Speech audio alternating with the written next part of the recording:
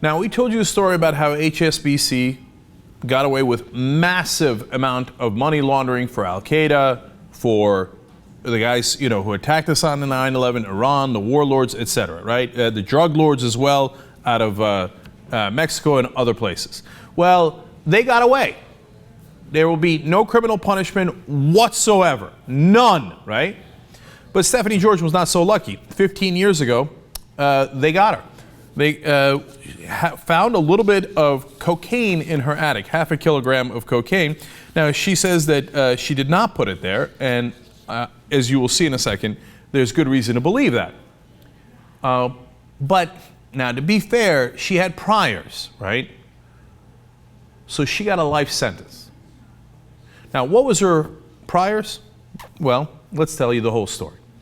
She had sold crack, and she admits it. Small amounts. So the first one was a crack sale of $40.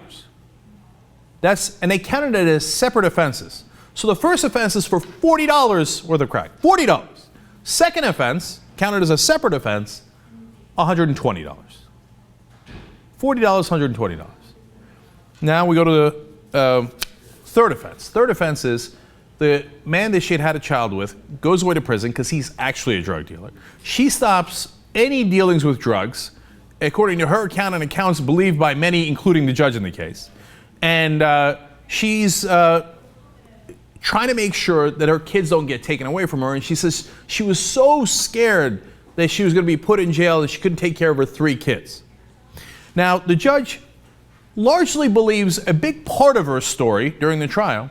And he says, even though you've been involved in drugs and drug dealing, your role has basically been as a girlfriend and a bag holder and money holder, but not actively involved in the drug dealing. So certainly in my judgment, it does not warrant a life sentence. But nonetheless, she got a life sentence. What can we do? Mandatory minimum. There was a $40 thing, there was a $120 thing, and now your ex-boyfriend hid some drugs in your attic. Life sentence. The other guys, $60 trillion worth of suspicious activity. $60 trillion at HSBC. Drugs, Al-Qaeda money, Iran money, etc. You get no jail time for that. $40, $120, and a little bit of cocaine in your attic, life sentence. Now, as they explain here, yet the New York Times says, yet the judge had no other option on that morning 15 years ago. As her stunned family watched Miss George, then 27, who'd never been accused of violence, was led from the courtroom to serve a sentence of life without parole. No choice. We don't have any choice. What can we do? The bankers must go free, and you must be punished incredibly severely.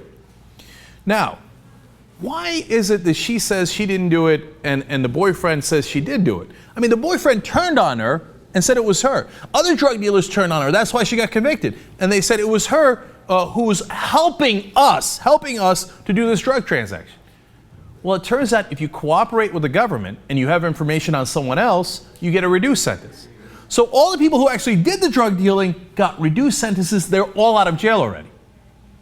But she's serving a life sentence. But don't believe me. Here, let me give you the exact information from the New York Times. Because the government formally credited the other defendants with substantial assistance, their sentences were all reduced to less than 15 years.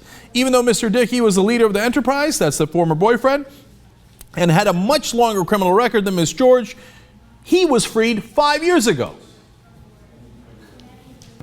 Then you go to the judge himself, Judge Vinson. He agrees too. Quote, she was not a major participant by any means. But the problem in these cases is that the people who can offer the most help to the government are the most culpable. So they get reduced sentences, while the small fry, the little workers who don't have that information, get the mandatory sentences. Mandatory sentence, nothing we can do, life in prison. She got a college degree in prison. Her kids visit her all the time, and she thought that the passage of time would allow some of these wounds to heal, but they have not. She says every holiday and every Mother's Day only gets harder. When she was put in jail, her kids were really young. They were 5 years old, 6 years old, and 9 years old. Now they're grown. One is 20, the other is 25. Courtney, who's 25, says, look, my life got off track. If my mom was around, maybe she could have helped. He says, I'm not putting it on anybody else. It's my life, but I wish she was around. Wendy, her sister, has been taking care of the kids and says that every time she brought the kids over to see her, they would fight the whole time to see who would sit on her knee. Life sentence. They're never going to let her out. They're never going to let her out. $40, $120, and cocaine she didn't even know was in the attic. She told a reporter that when it happened on that day, her son Courtney called out, Mom, you promised you weren't going to leave us no more. She says, I still hear that voice to this day, and he's a grown man. Enough is enough, man. Free Stephanie George. Free her.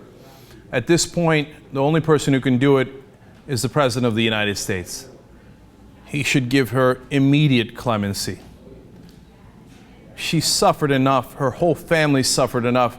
This whole country has suffered enough. Free her. We have a petition now. We hope to God that President Obama listens, that somebody in the government listens. We've done enough damage. For the love of God, free her already.